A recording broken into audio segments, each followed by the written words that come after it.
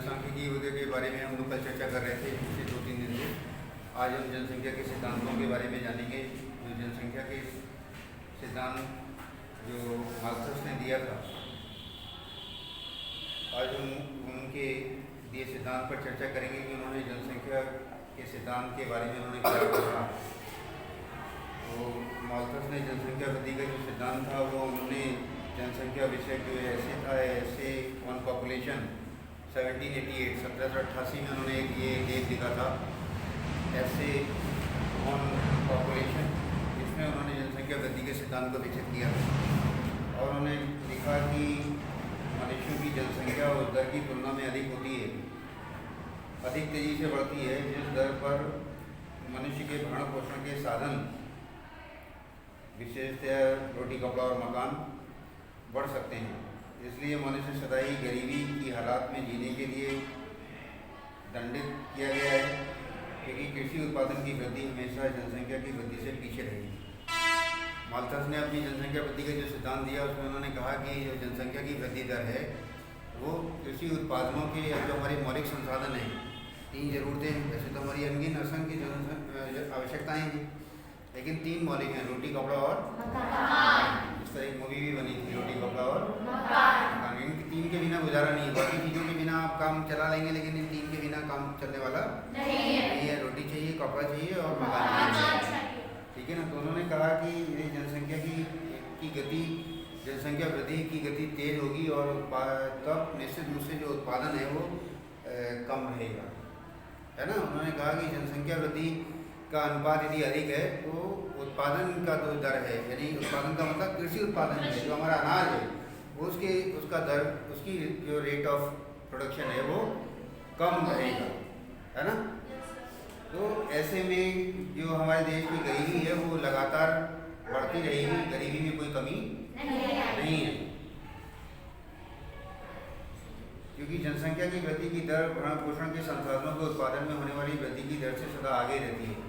यानी कि उत्पादन हमारे देश में कम हो रहा है, ये तो बात सत्य है कि दिन प्रतिदिन जो है वो मकान, बिल्डिंग, कारखाने बनते चले जा रहे हैं। ज़मीनों पे आप देखो, कांदापुर की इन्हीं ज़मीनों में कहाँ फसल होती थी, आज इनमें मकान बन रहे हैं। कांदापुर छोड़ो, अब तो बाईनगला भी आबादी में आ गया, है ना, और बुखारा आबादी में आ गया, और आने वाले समय में मिर्ज़ापुर, बगिया भी आबादी में आ जाएगा, बल्कि चौरिया तक आ जाएगा।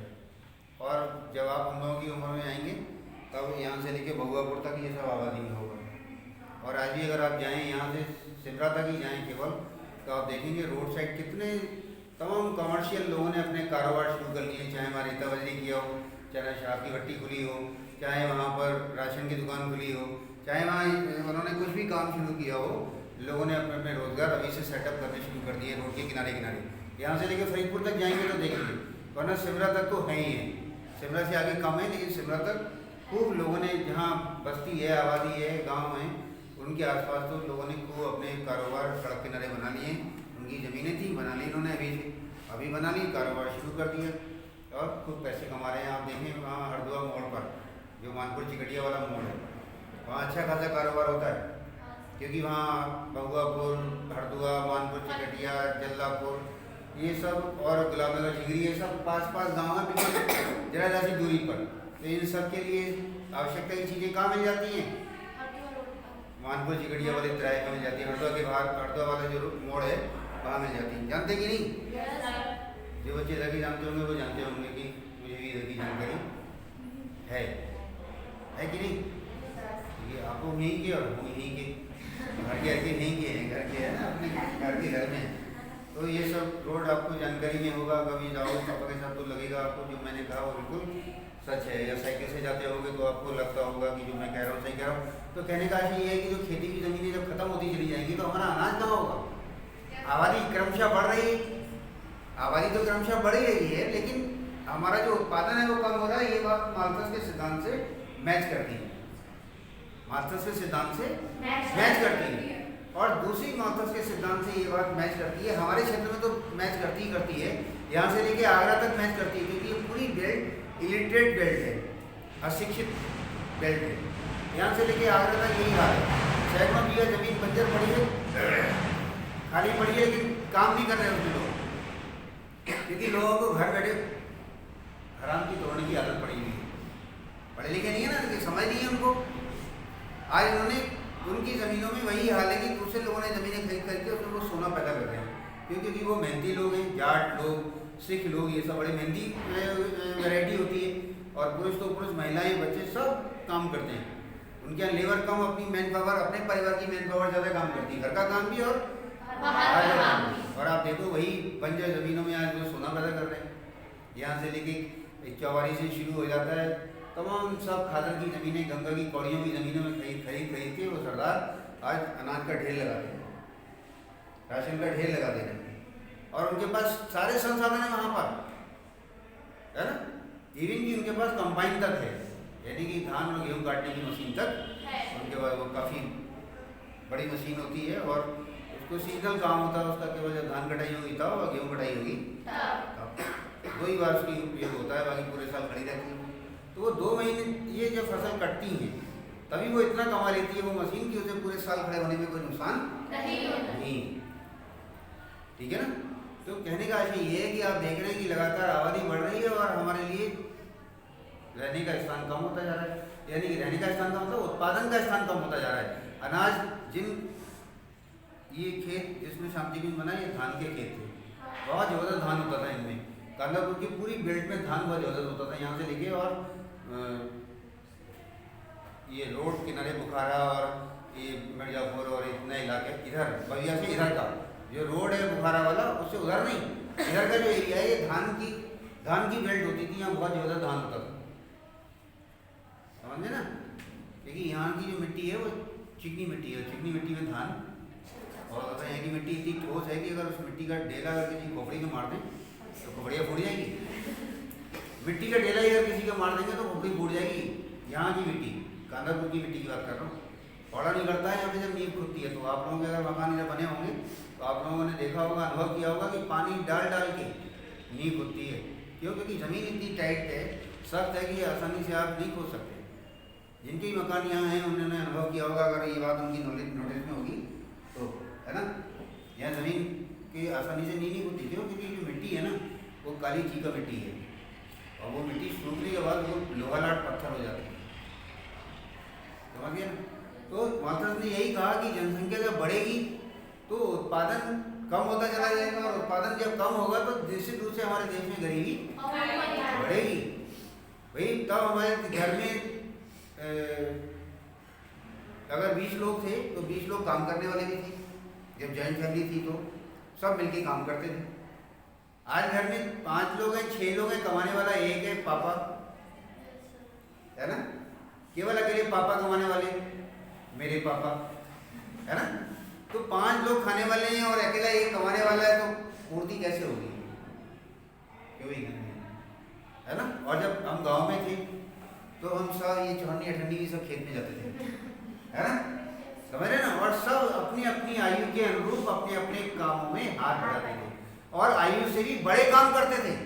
आपको मालूम, अभी तो हम इतने बड़े होने पर भी आज भी आप बच्चे हो, उस दौर के बच्चे, इतने बड़े बच्चे पूरा काम देखते थे अपने घर का, इतनी समझ होती थी उनको।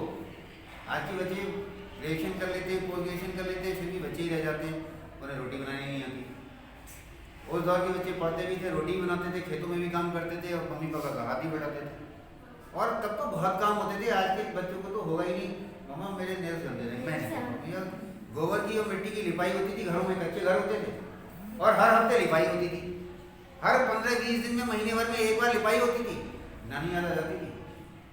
पहले तो मिट्टी लेके आते थे तालाब से, फिर गोबर में मिला के उसे, और आज के बच्चे के हाथ गंदे करेंगे और फिर उसे सब अपने सर पे और फिर हाथों से लिपाई करेंगे घर की? नहीं, आज आवश्यकता भी नहीं है। क्योंकि आज हमारे घर पक्के हो गए, टाइल्स और पत्थर लग गए। पहले मकान ही कच्चे थे तो मकान की मेंटेनेंस कैसे करते थे? लिपाई से करते थे, है ना। पुताई नहीं होती थी वहाँ, केवल लिपाई होती थी। होली दिवाली जैसे त्यौहार आते थे तो उससे महीने 2 महीने पहले लिपाइयाँ शुरू हो जाती थी। घरों में, फर्शों पर, दीवारों पर गोबर की और मिट्टी की लिपाई होती थी। दीवारों पर पेंट नहीं होता था क्योंकि दीवारें कच्ची होती थी गाँव में, है ना। हमें याद है कि हमने किया है वो सब, है ना। बड़ा मजा आता था उसमें करने में। खुद भी गंदे रहते थे, दिन भर सने पुतरे रहते थे और दूसरों को भी गंदा करते थे और ले लेके ऐसे हाथ में मार के खेलते थे दूसरों को, कपड़ों के गंदे करके। तो खैर उसको भी वो खेल का खेल होता था और मस्ती की मस्ती होती थी और काम का काम होता था, ठीक है। और उसके बाद जो है हफ्ते में साप्ताहिक बाजारें होती थी गांव में। अब आज की तरह थोड़ी ना कि हर दिन बाजार लग रही है। साप्ताहिक बाजार हफ्ते में 1 दिन 2 दिन बाजार होती थी, तो उस दिन 5 रुपये 10 रुपये 2 रुपये मिलते थे। तो जाके बाजार में जाके गर्मियों के दिन होते थे तो आइसक्रीम खाते थे, वो चुस्की वाली, वो ये आइसक्रीम तो नहीं मिलती थी उस समय, वो चुस्की मिलती थी, है ना, समझ गई। अब वो सब लुप्त हो गई हैं, अब बहुत कम आती है गांव में, अब वो टेस्ट ही नहीं है उनमें। अब तो आप वो आइसक्रीम समझते हो, वो चुस्की नहीं समझते जो हम लोग ने खाई है ना। और बाकी और 2 रुपये में भी बहुत सामान मिल जाया करता था। तो 1 रुपये 2 रुपये मिलते थे बाजार में। जिस दिन बाजार होती थी उस दिन मस्ती करने के लिए, आज बाजार है, लो ये तुम्हारा खर्चा, ये तुम्हारा पॉकेट मनी मिलती थी सबको। या यूँ कहो कि जो तुमने हफ्ते भर काम करवाया उसका पारिश्रमिक मिलता था बच्चों को रिवार्ड के रूप में। और बच्चे उसे 1 रुपये 2 रुपये में किलो जाते थे, क्योंकि 1 रुपये 2 रुपये भी बहुत होते थे उस समय। 25 का समोसा मिलता था, तो 1 रुपये के 4 समोसे मिल गए ना, है ना। आज 5 रुपये का लेके भगा देता है समोसे वाला, 7 रुपये लेके आओ तो समोसा देंगे, है ना। किसके वहाँ पहुँच जाएंगे तो 15 रुपये का समोसा, समझ गए ना। अब तो तांडवों वाला 5 रुपये से नीचे समोसा नहीं मिलता है। तो कहने का आशय ये है कि जो जनसंख्या बढ़ेगी और उत्पादन कम होगा तो भी निश्चित रूप से माल्थस ने कहा कि हमारे देश में गरीबी दिन प्रतिदिन बढ़ेगी, और इसमें कोई अतिशयोक्ति नहीं। लेकिन अगर जितने लोगों के लिए भी जितनी भी ज़मीनें हमारे पास बची हैं, अगर हम उनमें भी मेहनत करें, तो ये आलोचकों ने कहा कि अगर हम उतनी जगह में भी अगर मेहनत करें तो ऐसा नहीं है, आज भी हमारे पास इतना पर्याप्त स्थान है कि हम उसमें अपने देश की पब्लिक के लिए, जनता के लिए, हम उसकी मौलिक आवश्यकताओं की पूर्ति उतने में उत्पादन करके भी कर सकते हैं। यानी कि हमारे देश के लोग गरीब नहीं रह सकते। अगर गरीब रहते तो वो लोग जो दूसरे देश प्रांतों से आके हमारे शहर में रह रहे हैं और सोना पैदा कर रहे हैं, ये लोग कैसे पैसे वाले बन गए।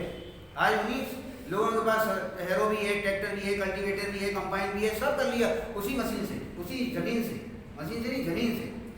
तो जमीन से तो आज भी सोना पैदा होता है कि नहीं।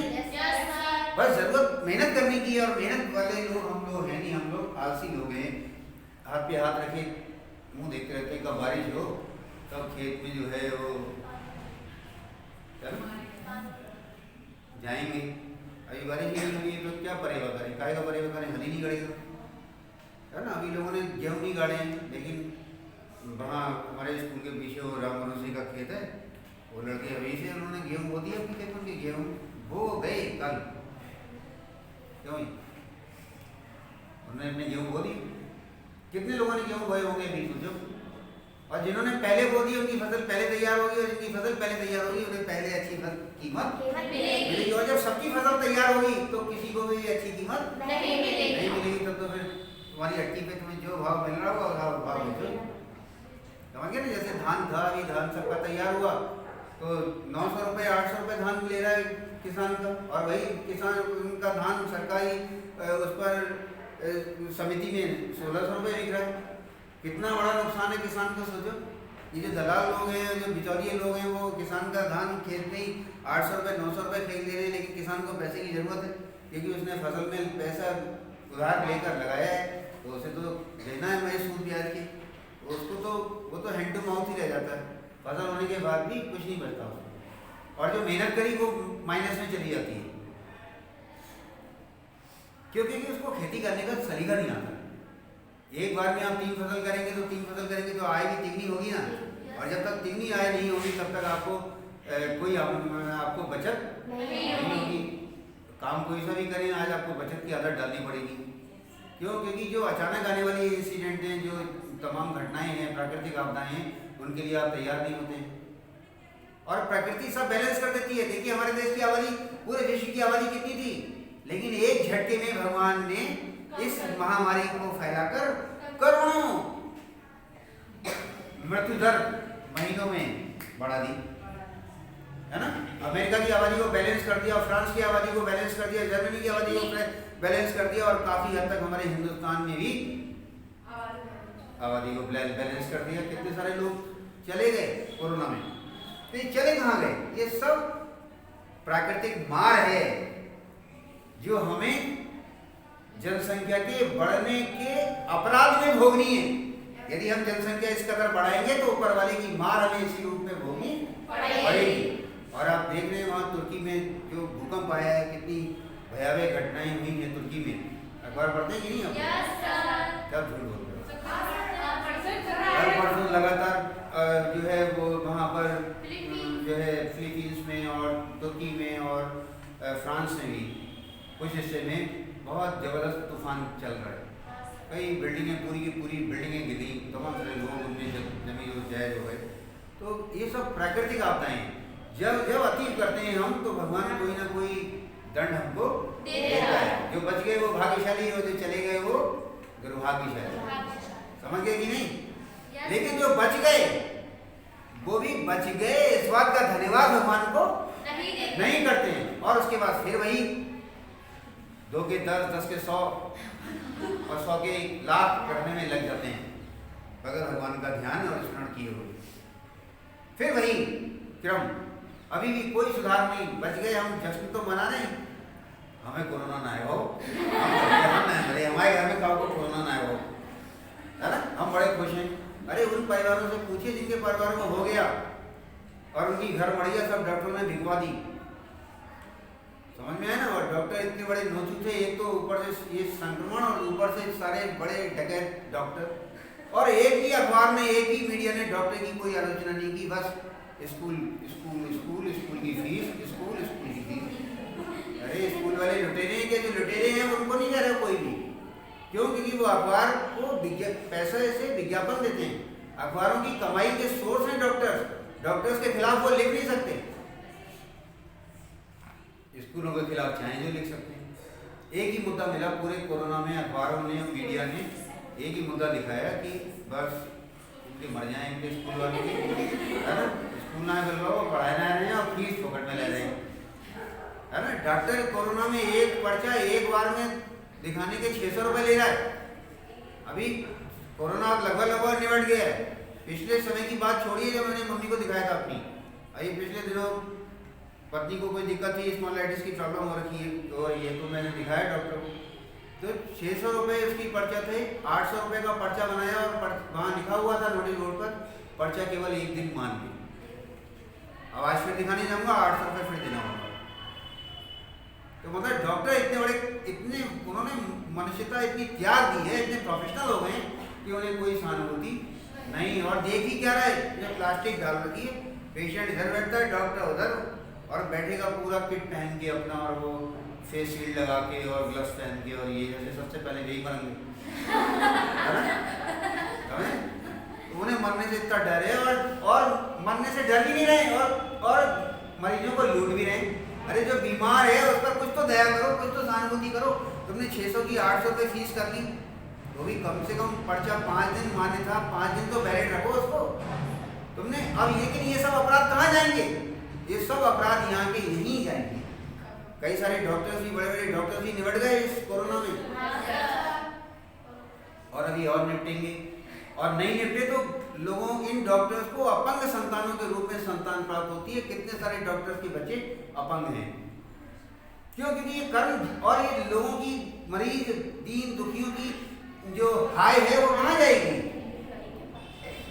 डेड बॉडी नहीं देते हैं जब तक पैसा नहीं रखवा लेते हैं, पूरा हिसाब नहीं करा लेते हैं। आप बताइए, आप कहाँ जाएगा ये सब पैसा? सर अभी एक हॉस्पिटल का आया था कि डेड बॉडी नहीं दिया, उसकी डेड बॉडी को जो इसका शरीर था उसको पूरे चूहों ने उतार दिया था, उसकी डेड बॉडी नहीं थी। जो कर लो बात, चूहों की मौज आ गई। आज सोचो कि इस शरीर का हम लोग इतना मोह करते हैं, इस शरीर से प्राण निकलने के बाद ये इसका सारा मोह पल भर में खत्म हो जाता है। समझिए, बस जल्दी जल्दी घर वाले कहते हैं जल्दी जाओ दफना के आओ, और कोरोना तो मिलेगी ही नहीं, और घर वाले और निश्चित हो जाते हैं, बोले अच्छे हो कोरोना से मौत हुई, ना घर लेके आने पड़े और ना कोई संस्कार करना पड़ा, अपने यहाँ वहीं से बॉडी जाएगी। वो एक अलग बात है कि आपको ही जाना पड़ेगा, तभी वो आपकी डेड बॉडी का संस्कार करेंगे, अदरवाइज संस्कार नहीं करेंगे। और संस्कार करने वाले भी वो 2-2, 2,500 रुपये लेते हैं अलग से करने वाले। वहाँ 4-6 लोग ऐसे लोग होते हैं वहाँ, वो उनको वही रोजी रोटी है, उनके लिए वही रोजगार है। तो दिल्ली में तो पौवारे हो गई ऐसे लोगों की, वहाँ तो जाने कितने सारे लोग मरे इस कोरोना में। तो वहाँ 2,500, 3,000, 4,000 रुपये लेके, क्योंकि परिवार के लोग तो हाथ नहीं लगा रहे बॉडी को, एम्बुलेंस से बॉडी निकाली और बस वो लोग आ गए, बस सौदेबाजी करने जैसे टैक्सी मार्केट में जाते हैं टैक्सी करने के लिए, गाड़ी लेने के लिए, जब कहीं जाते हैं तो तमाम गाड़ी वाले आ जाते हैं ना, ऐसे ही वहाँ भी तमाम सारे लोग जैसे मजदूर लेने जाते हैं, मजदूरों को अड्डे पे से लेने जाते हैं, तो वहाँ तमाम मजदूरों का अड्डा लगा होता है ना, बहुत सारे मजदूर होते हैं, तो सब आ जाते हैं इकट्ठा, एक आदमी को मजदूर चाहिए तो सब आ जाएंगे वहाँ मजदूर, जिससे पटेगी उसे आप ले जाएंगे। तो ऐसी स्थिति वहाँ भी थी दिल्ली में। तो कहने का आशय यह है, ये माल्थस ने ये कहा कि जिस स्थिति से हमारी जनसंख्या बढ़ रही है, जो जनसंख्या की वृद्धि की दर है, इससे हमारे देश की गरीबी में कभी कोई कमी वो इसकी कमी में कभी कोई गिरावट नहीं है। यानी कि हमारा देश लगातार गरीब होता चला जाएगा और इसमें कोई दो राय नहीं। यानी कि आज की जो गरीब व्यक्ति है वो गरीब ही है, दिन प्रतिदिन गरीब होता जा रहा है, और जो अमीर है वो दिन प्रतिदिन और अमीर होता चला जा रहा है। क्यों? क्योंकि आज पैसे की वैल्यू है, पैसे की वैल्यू है, पैसे से आदमी पैसा कमा रहा है। अब वो भी जिसके पास अकल है, जिसके पास अकल नहीं है, वो वहीं दाल रोटी से गुजारा कर रहा है ना। वरना थोड़ा थोड़ा पैसा लगा के लोगों ने प्रॉपर्टी का काम शुरू किया, और वही थोड़ा थोड़ा पैसा लगाने वाले लोगों ने इतना पैसा कमा लिया। जिनके पास कल तक टूटी साइकिल नहीं थी, आज उनके पास टोयोटा की 25-25, 30-30, 35-35 लाख की गाड़ियाँ हैं इनके पास अपने ही कंधे पर। जिनके घर में रोटी के भी लाले थे, आज वो और आलीशान घर, कोठियाँ, और देख रहे हो जागरण कराते हैं तो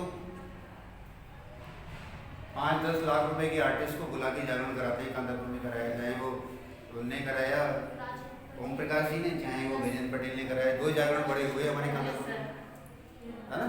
और दोनों में बड़े नेशनल फ्लेम, इंटरनेशनल फ्लेम के आर्टिस्ट को बुलाया गया, पूरा खूब हल्ला होगा। कौन करा रहा हो? विजेंद्र पटेल। कौन करा रहा हो? ओम प्रकाश है, ओम प्रकाश जी कराया था। हाँ। तो वो कराया कहाँ से? आज उनके पास पैसा है तो ना उन्होंने भगवान का इतना बड़ा जो है जागरण कराया माता का। क्यों? क्योंकि उन्हें अनुभव हो गया कि जो आज चमत्कार हुआ है वो सब माता की कृपा से हुआ है ना नंदी? कल तक जो हालत थी, आज भी इसमें जो बहुत बड़ा बदलाव आया है वो सब माता की कृपा से हुआ है।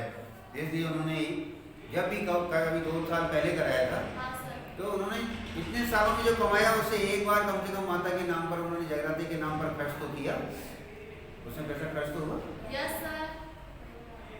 तो ऐसे जो हम कमाएं उसका एक हिस्सा भगवान के लिए जरूर लगाएं। अपने घर में एक गुल्लक ऐसी जरूर बनाएं जो उस इमरजेंसी से अलग हो। और वो इमरजेंसी किसकी? भगवान की इमरजेंसी। जैसे आप हर त्यौहार पे नए कपड़े अपने लिए लेते हैं, वैसे हर त्यौहार पे भगवान को नए कपड़े बनाइए। जैसे आप रोज नए नए व्यंजन खाते हैं, ऐसे ही भगवान को भी नई नई चीजें, अच्छी अच्छी क्वालिटी की चीजें लाके भोग लगाइए। ये नहीं सड़े हुए केले लाके भगवान के आगे रख दिए, लो प्रभु ग्रहण करो। कानपुर में जाते अच्छे केले तुम्हारा था ही नहीं होती, है ना। सेब लाए तो ऐसे सड़े हुए, मिठाई लाए तो यहीं से ले लिया, एलन से सड़ी हुई डर लगी। अरे खुद खाओगे अजंता और दीपक और किसकी, और भगवान को दोगे ये एलन का लगा वो भोग लगाओगे जो कहाँ से बने हुए पता नहीं, वो रिफाइंड के बने हैं या वो डालडा के बने हैं या वो क्या कहूँ उसके बने हैं, लेकिन खूब जाते हैं लोग, खूब खाते हैं। वाह क्या एलन स्वीट्स है ना, समझ में ना। तो ऐसी स्थिति में माल्थस ने यही कहा कि क्रमशः क्योंकि चर्चा इतनी बड़ी हो जाती है, टॉपिक ही ऐसा है। ये जब ऑनलाइन क्लासेस चले थे तब नहीं होती थी, वहाँ हम बिल्कुल टू द पॉइंट रहते थे, लेकिन वो टू द पॉइंट रहने से आप लोगों को समझ में नहीं आता था। यहाँ मैं समझता हूँ कि जितना रोज़ चर्चा हो रही है बहुत तो नहीं हो पा रही है, क्योंकि क्लास ही थोड़ा है, समय भी कम मिलता है। मैं औरों के मुकाबले समय भी अधिक ले लेता हूँ, लेकिन बात इतनी सी हो पाती है, लेकिन उतनी बात समझ में आ जाती होगी, ये उम्मीद करता हूँ। ठीक है ना। तो माल्थस ने अपने जनसंख्या वृद्धि के सिद्धांत में यही कहा कि हमारे देश में लगातार जनसंख्या की जो वृद्धि हो रही है उससे हमारी देश की गरीबी भी लगातार बढ़ती जा रही है। हमारा देश गरीबी की गर्त में लगातार जा रहा है। या वो हर देश, चाहे वो चाइना हो, चाहे वो इंडिया हो, वो हर देश जिसकी आबादी अधिक होगी वो देश गरीबी की गर्त में जाएगा। लेकिन हिंदुस्तानी को अगर सीख लेनी है तो अब चाइना से लेना। भाई उनकी आबादी हमसे ज़्यादा है, लेकिन वो हमसे कितने ज़्यादा हमसे विकसित राष्ट्र बन गया है। चाइना कितना सशक्त है, आज अमेरिका भी घबराता है चाइना से, अमेरिका घबराता है चाइना से, और चाइना घुर्रा रहा है सबको आज। न इंडिया को छोड़ रहा है, और एक तरफ नहीं, उसने अपने हर बॉर्डर पर घुराना शुरू कर दिया है। क्यों? क्योंकि उसके पास ताकत है, और वो ताकत उसने अपनी, वहाँ के लोगों ने अपनी इंटेलिजेंसी बढ़ा के, अपनी सोच समझ बढ़ा के आज डेवलप की। अब 30 और 25 रुपए की झालर हम लोग लेके आते हैं दिवाली पर, आप सोचो कि वो चाइना में कितने रुपए में बनती होगी। सोचो, सोच के देखो कि यहाँ आते आते बरेली, इंडिया के आज बाजार में बरेली में आके वो हमें 25 और 30 रुपए की झालर मिल रही है, यूज करो और देखो वो झालर चाइना में जब उत्पादन होता होगा तो कितने रुपए की लागत आती होगी उसमें केवल। वो टेक्नोलॉजी आज भी हमारे देश के पास नहीं है। आज भी हम वही चाइना को पूज रहे हैं, जबकि चाइना से इतना हमारा 36 का आंकड़ा है, और फिर भी हम चाइना को बिजनेस दे रहे हैं। पूरी दिवाली पर हम चाइनीज झालर खरीद के लाएंगे, अभी भी हम चाइनीज खिलौने खरीद के लाते हैं, अभी भी हम चाइनीज फर्नीचर खरीद के लाते हैं, समझ रहे हैं? क्यों? क्योंकि वो चीप है, सस्ता है। लेकिन सस्ता है, ये टेक्नोलॉजी उनके पास है ना, हमारे देश के लोगों के पास क्यों नहीं है? क्यों? क्योंकि हमारे पास अभी उतना दिमाग शार्प नहीं है। हम लोग सात्विक लोग हैं, सदाचारी लोग हैं, घास फूस हरी सब्जियां खाते हैं, वो लोग कुछ भी नहीं छोड़ते, है ना? वो लोग कुछ भी नहीं छोड़ते। आपने देखा कोरोना काल में हमने बहुत सारी वीडियोज आई सामने, टीवी पर चैनल पर भी देखा, क्या क्या नहीं खाते वो, है ना? समझ गए ना? क्या नहीं खाते वो, तो वो कहीं ना कहीं तो उसकी गर्मी सर्दी और उसका इफेक्ट वो कहीं ना कहीं से तो निकलेंगे। यहाँ से निकले, यहाँ से निकले, यहाँ से निकले, यहाँ से निकले, यहाँ से निकले, या पेट में से निकले बाहर, है ना? सब जीवित प्राणियों को और कितने खतरनाक जीवों को खा जाते हैं वो, और ऐसे खा रहे हैं जैसे हम लोग नूडल्स खा रहे हैं, ऐसे।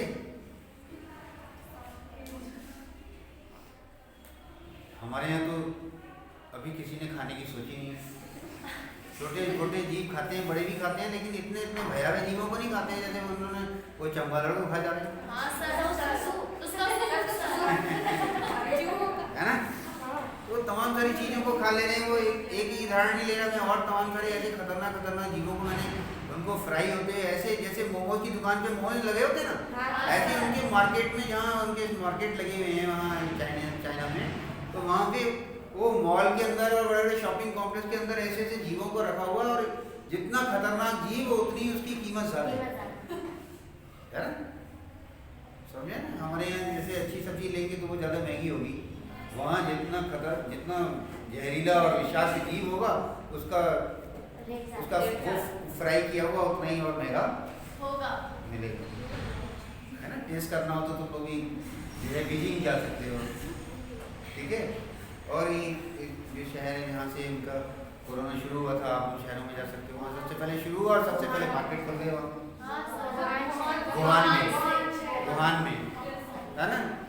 मतलब आप सोचो कि ये नेचुरल नहीं है, ये ह्यूमन मेड है। चाइना ने बड़ी टैक्टिक्स के तहत बड़ी लंबे प्रैक्टिकल के बाद इसको लॉन्च किया, और वो पूरे विश्व में फैला दिया। अमेरिका तक को उन्होंने कमर तोड़ दी बिल्कुल। अमेरिका, जर्मन, फ्रांस ऐसे जैसे देश हो तब को उन्होंने सड़क पर ला दिया, समझ रहे ना? ब्रिटेन में अभी भी कोरोना इस कदर फैला हुआ है कि लॉकडाउन खुला नहीं। आज के पेपर में पढ़ रहा था, समझ रहे ना? हमारे देश की पब्लिक ने तो, जनता ने, सरकार ने, जनता ही नहीं मान रही तो सरकार भी क्या करे? तो सरकार ने बोले जाओ मरो, है ना? जब ना मान रहे तो मरो जाओ।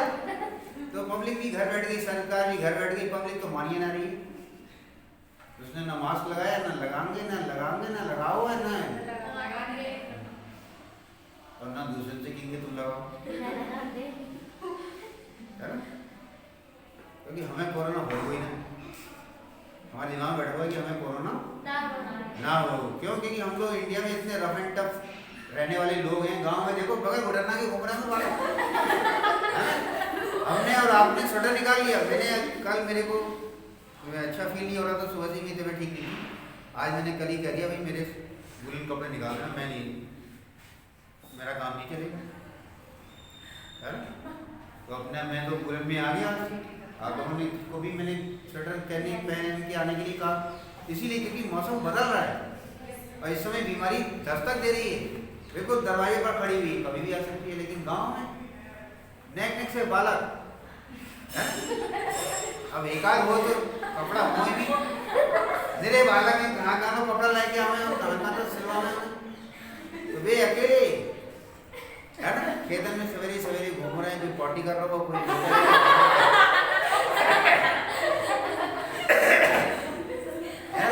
और जहाँ लेट गए अगर इस तरह के लेट गए, सोई गए अम्मा बाकी ऐसी सुलाई इधर वही घर में तो उड़ाया नहीं ना भी जो बहू ने रात भर बालक फिर रहो भाई ना, तो भी ऐसे ही पल गए। अब एक आध पालना हो तो पालेगी, अब जहाँ 8-10 बालक है तो कहाँ तक केयर करें। गांव में माता पिता को अपने बच्चों की बर्थ ईयर तक नहीं पता है, ये भी नहीं मालूम है कि हमारा बालक कैसे साल को है। हम लोग अपने स्कूलों के बच्चों की बात करते हैं, हम बहुत चाहते हैं कि सारे बच्चों को मालूम हो कि अपनी डेट ऑफ बर्थ पूछ कर आना सारे बच्चे। तो हर दिन जिस जिस बच्चे की बर्थडे वगैरह जैसे यहाँ सेलिब्रेट करते हैं, हमने कहा वहाँ भी करेंगे। तो बच्चे गए अपने अपने घर, तो बच्चों ने जब पूछा अम्मा हमारे जो जन्म था कब हुआ, कौन सी डेट को हुआ, कौन से महीने में हुआ, मोए ना पतो माने कह दिया मोए ना पतो है ना। अपने पापा से पूछिए, पापा ने कह दिया अपनी अम्मा से पूछिए है ना। अम्मा ने भेजो पापा के पास, पापा ने भेजो अम्मा के पास। क्यों? क्योंकि उन्हें किसी को भी नहीं मालूम कि हमारा कौन सा बच्चा कौन से सन में घर में हुआ था। शहर में 1 या 2 बच्चे ही होते है ना। उन्हें सारी तारीखें मालूम है और हर तारीख को सेलिब्रेट करते हैं, ठीक है ना। तो ये जो जीवन जीने का तरीका है वो अलग, उसका स्वरूप में बदलाव आया है, लेकिन ये जनसंख्या नियंत्रण से आया है। आज गांव के लोगों का भी दृष्टिकोण बदला है। गांव में भी जहाँ इतने बड़े परिवार होते थे, आज गांव में भी नहीं मिल रहे थे, क्योंकि गांव के बच्चे भी अब पढ़ रहे हैं। आप लोग गांव से निकल के पढ़ने आ रही है, कल को गांव में भी अगर शादी हो जाएगी तो कम से कम आपको परिवार के बारे में तो मालूम है कि आपके परिवार का स्वरूप कैसा होना चाहिए, कितना होना चाहिए, हमारी कितनी बड़ी चादर है, उसी के हिसाब से हमें पैर फैलाने है ना। काम नहीं है इतने 100 रुपये कमाने का भी और बच्चे हो जाए 6, तो कहाँ से उन्हें जो है वो लॉलीपॉप ला के देंगे है ना, और उन्हें कहाँ से जो है वो रोज चॉकलेट ला के देंगे, समझ गया ना। तो ऐसे में हमारे देश की लगातार जनसंख्या जो है वो कम हुई। हमारी सरकार ने भी इसमें बहुत प्रयास किया है। सरकार ने ही प्रयास किया है कि जगह जगह होर्डिंग्स लगे हुए हैं, अखबार में, टीवी पर, रेडियो पर, हर जगह विज्ञापन हमने पढ़े कि छोटा परिवार सुखी परिवार। जितना छोटा परिवार होगा उतना अच्छा भरण पोषण परिवार का होगा, उतने अच्छे परिवार के लोगों सदस्यों की हेल्थ होगी, उतने ज़्यादा परिवार के लोग निरोगी रहेंगे। भाई जितने ज़्यादा बच्चे उतने ज़्यादा बीमार रहेंगे वो, है ना, समझा है ना। तो ये सारे लोगों ने, हर व्यक्ति ने इस चीज़ को समझा, इस थीम को, और लोग उस थीम पर आज भरोसा करने लगे। और हिंदू नहीं, मुस्लिम फैमिली भी आज छोटी फैमिली की धारणा को आत्मसात करने लगा। आज मुस्लिम में भी आपको बड़ी फैमिली नहीं मिलेगी जो पढ़े लिखे समझदार लोग हैं, और जो बिल्कुल वही हैं कबाड़ी, तो वहाँ तो कोई फर्क नहीं पड़ा, जैसे थे वैसे ही आज भी। लेकिन जो जरा भी पढ़ लिख गए हैं वहाँ लोगों की सोच बदल गई। तलाक को लेकर भी सोच बदली है और परिवार को लेकर भी सोच बदली है। और आज इसी का परिणाम है कि मुस्लिम बच्चे, लड़के और लड़कियाँ भी आज MBBS और IIT पास करके IIT बन रहे हैं, IIT कर रहे हैं, इंजीनियर बन रहे हैं, डॉक्टर बन रहे हैं, तमाम सारे बच्चे क्वालिफाई कर रहे हैं। और इस बार तो जो नीट का रिजल्ट आया है, बरेली जनपद में मुस्लिम लड़की ने जो है वो, मुस्लिम बच्चों ने बाजी मारी है, ज़्यादातर मुस्लिम लड़कियाँ क्वालिफाई की हैं। क्यों? ऐसे थोड़ी ना नीट क्वालिफाई कर लिया उन्होंने, ऑल इंडिया लेवल का टेस्ट होता है, पढ़ाई की होगी उन बच्चों ने, ऐसे नहीं आगे वो क्वालिफाई कर लिया उन्होंने, समझ में आया ना। और वहाँ कोई उनके लिए रिजर्वेशन नहीं है, जिनका रिजर्वेशन है उन्होंने क्वालिफाई कर लिया तो कोई नई बात नहीं है।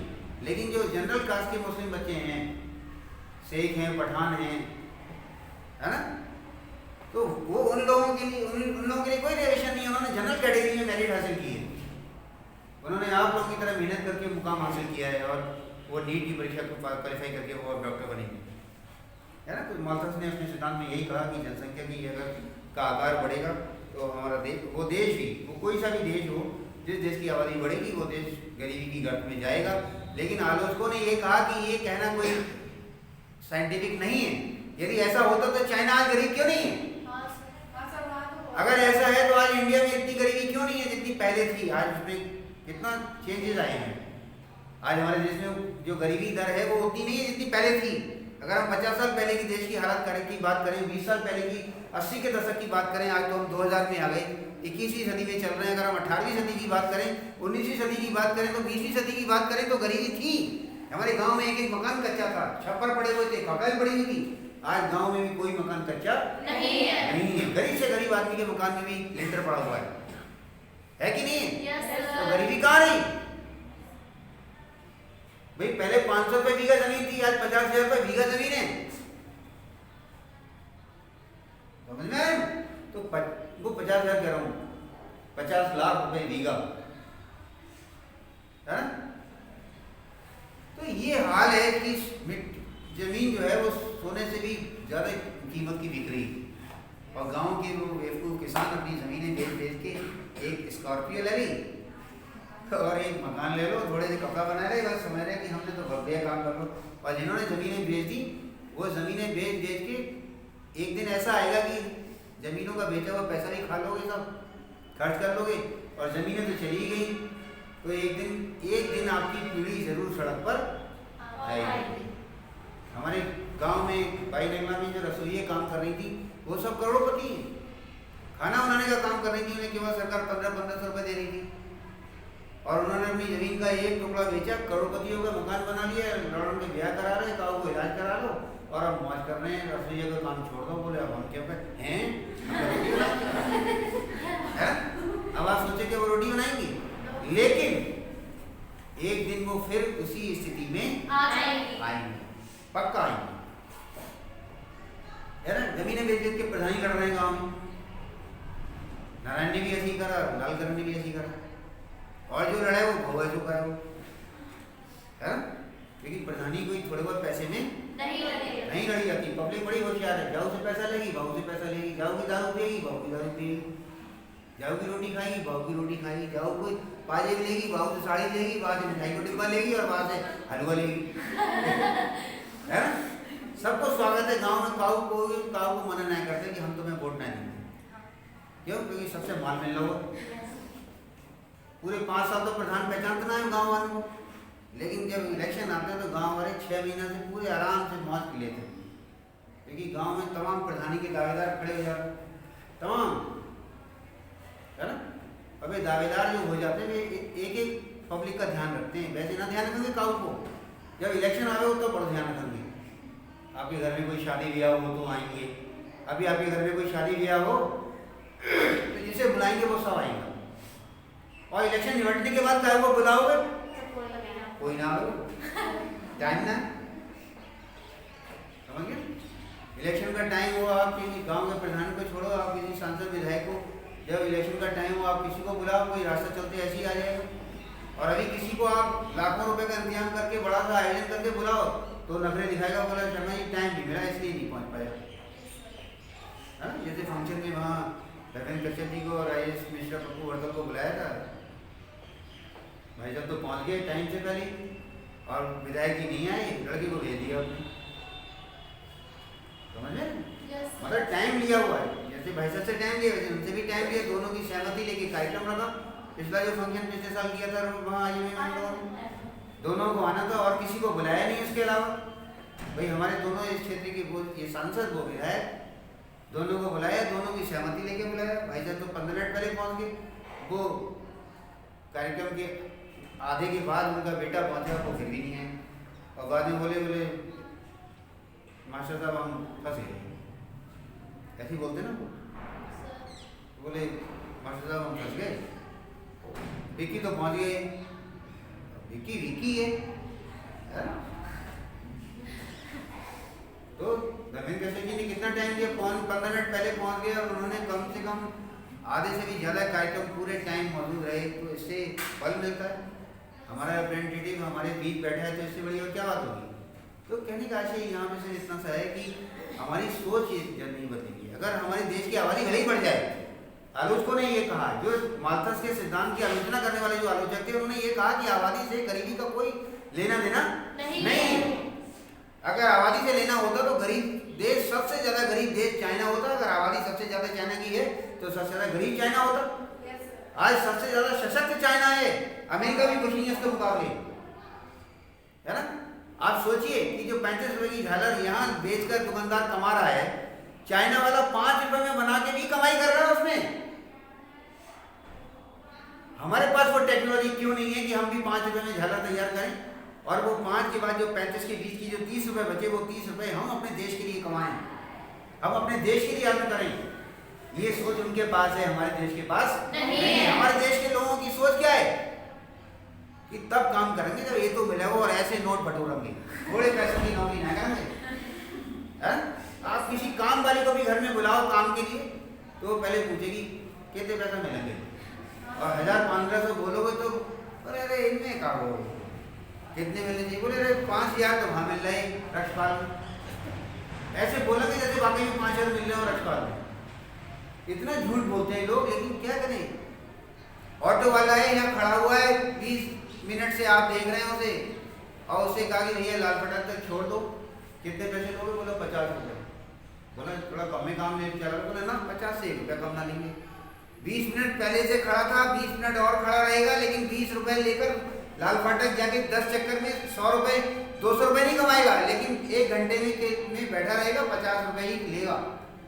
ये हमारे देश में गरीबी का कारण है। जनसंख्या, आबादी हमारे देश में गरीबी का कारण नहीं है। हमारे देश में काम करने की जो मानसिकता है, पैसा अर्न करने की जो मानसिकता है, हमें मालूम है जब हमने MA BEd PhD होकर जब डिग्री कॉलेज में पढ़ाना शुरू किया तो हमें 1500 रुपए मिले थे 93 में, पहले महीने में 1500 रुपए से सैलरी मिली थी, है ना। उसके बाद वो 1597 आते आते तक 10,000 रुपए हुए उस दौर में, और जब 99 में सरकारी जॉब लगी तो हमें 4400 रुपए मिले, 4437 रुपए सैलरी मिली पहले महीने। समझ नहीं है आप। जब 99 में, पापा तो आपके हमसे भी पुराने हैं, उनको तो और भी कम मिलते होंगे उस दौर में। हम 99 की जब बात कर रहे हैं, हम 93 में नौकरी जब हमने शुरू किया डिग्री कॉलेज में तो 1500 रुपए डिग्री कॉलेज में मिलते थे, क्योंकि मजदूरी नहीं कर सकते थे हम MA BEd PhD करके, है ना। और आज कोई पढ़ा लिखा नहीं कर सकता, लेकिन आज के पढ़े लिखे लोग 1500 रुपए के लिए स्कूल में पढ़ाना नहीं। लड़कियां, कांदापुर की लड़कियां, इंटर पास लड़कियां ऐसे नखरे दिखाती है जैसे पता नहीं कितनी बड़ी उन्होंने डिग्री हासिल कर ली है, आता नहीं उन्हें खाक भी। इंटर पास ग्रेजुएशन लड़कियां करेंगी यहाँ की लाल फाटक की, ऐसे बाहर आ जाती है जैसे पता नहीं उन्हें कितनी बड़ी काबिलियत हासिल कर ली है, जबकि उन्होंने भले ही ग्रेजुएशन कर लिया हो, पढ़ाने की कला उनके पास नहीं। लेकिन मैं एक अप्रोच बता रहा हूँ, है ना।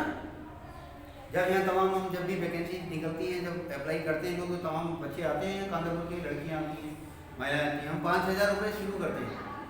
हमने डिग्री कॉलेज में पढ़ाना शुरू किया था, हमें 1500 रुपये मिलते थे 93 में। आज हम इतने छोटे से स्कूल में जहाँ केवल इतने से बच्चे हैं, और हम 5000 रुपये देते हैं शांति कुंज में, सबसे पहले जो नया आता है उसको। आप सोचो हम उससे कितना गुना ज़्यादा देते हैं, जबकि फीस कितनी सी है।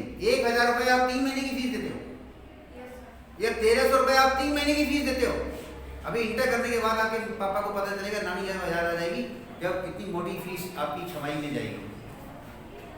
अभी तो फोकट में पढ़ रहे हो आप, ये सोचो। उसके बाद भी अखबार और समाज को ये मालूम, अरे तैयार है स्कूल वाले तो बहुत लूट रहे हैं, है ना।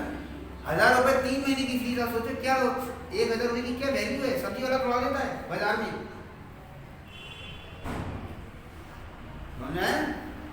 और यहाँ 1000 रुपये 3 महीने की फीस देने में दम निकलती है पेरेंट्स की। 1200 रुपये आप लोग की, 1200 प्लस 100, 1300 रुपये क्वार्टरली फीस है। 1300 रुपये क्वार्टरली अभी तक जमा नहीं हुई है दिसंबर तक की, आधे से ज़्यादा बच्चों की।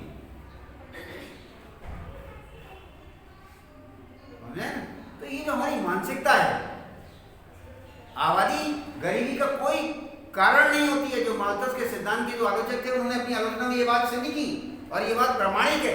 आप कोई प्रमाण आपको अपने आसपास का नहीं मालूम है तो चाइना से सीख लीजिए। एक अपने आप से कल्पना करके देखिए कि जो चीज़ हमारे इंडिया के बाजार में 35 रुपए की मिल रही है, उसे बनाने में कितने रुपए खर्च हो रहे होंगे चाइना में केवल, और वो उतने में भी कमाई कर रहा होगा, उसमें भी बचत कर ले रहा होगा। भाई हमारे देश में भी आते आते बरेली के बाजार में आते आते 35-40 रुपए की की झालर मिल रही है, यस सर। तो वो इंडिया में आते आते भी 20 रुपए की होगी, जो यहाँ तक आते आते 40 की होगी। भाई यहाँ तक भी तो आई होगी, कई मार्केट में होती भी, यस तो सर। उन्होंने भी तो कमाया होगा, एक एक 2-2 5-5 रुपए सबने कमाए होंगे एक एक बॉक्स पर, ठीक है।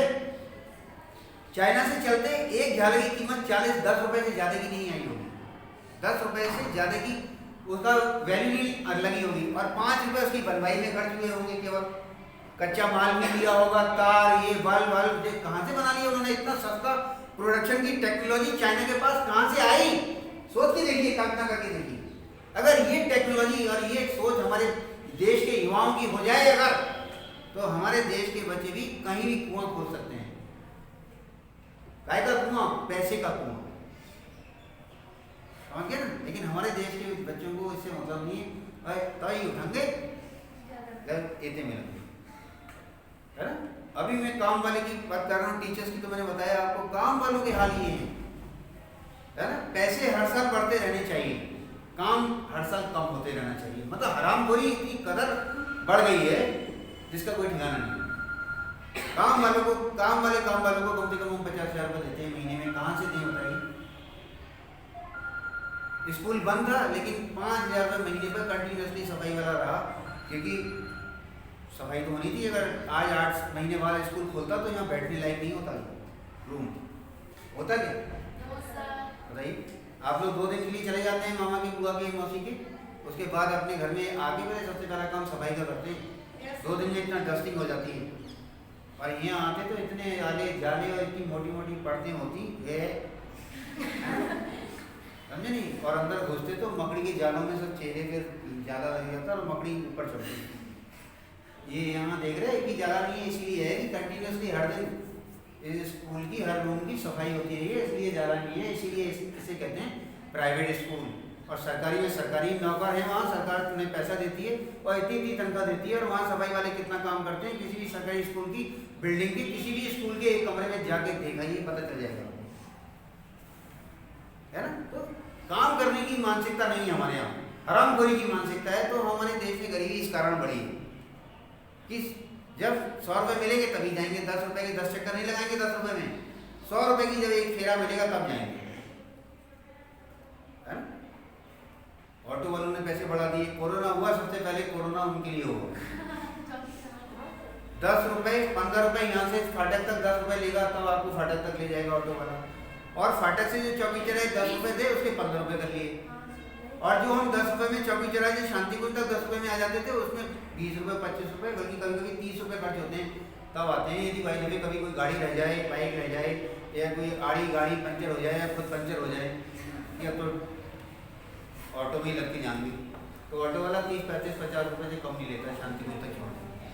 तो कोरोना में सबसे ज़्यादा संक्रमण उनके लिए हुआ है कि इतने पैसे से नीचे सवारी नहीं ले जाएंगे, और पब्लिक को जाना है तो बेचारे 10-35 रुपये भी दे रहे हैं, 30 रुपये भी दे रहे हैं, 15 रुपये भी दे रहे हैं, जैसे जो लूट रहा है वैसे लूट रहे हैं। लेकिन वहाँ कोई नहीं चीख रहा है, बोले ना भैया ऑटो वाले भैया लो 20 रुपये ले लेना, 25 लोग है, चलो ठीक है 25 ले लेना, हमें तो 5 हो जाना डिफेंस कॉलोनी के मोड़ पर, ठीक है। बोले ना वहाँ के 30 रुपये लेंगे, बोले चलो ठीक है 30 दे देंगे, लेकिन भैया जी हमें वहीं छोड़ना और उसको बड़ा उसमें रेस्पेक्ट पे करें, और जब हम पैसे दे रहे हैं उसके बाद ऑटो वाले को धन्यवाद और करें, धन्यवाद भैया, थैंक यू, हमें छोड़ दिया यहाँ तक, हमें 30 रुपये लेके यहाँ तक छोड़ दिया, धन्यवाद और करें।